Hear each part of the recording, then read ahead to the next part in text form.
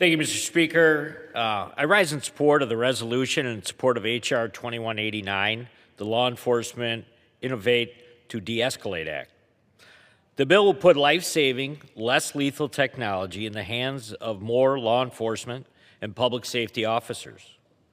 When the Gun Control Act of 1968 was enacted more than 50 years ago, it was not written with the intent to regulate less lethal projectile devices such as tasers.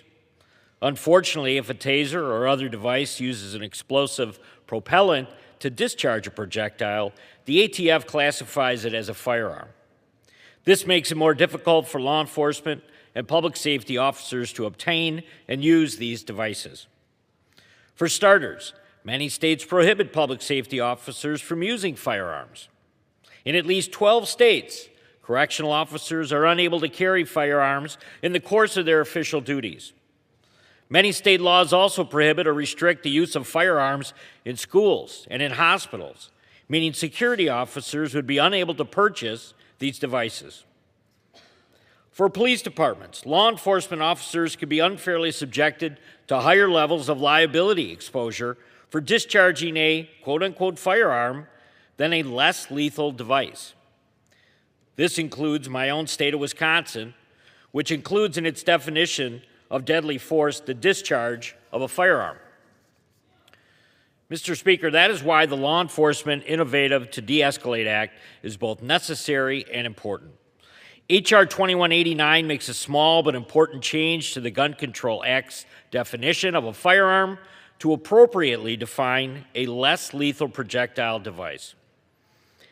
It does so by instituting a 5-part test, ensuring only those devices that are truly less lethal will pass ATF scrutiny.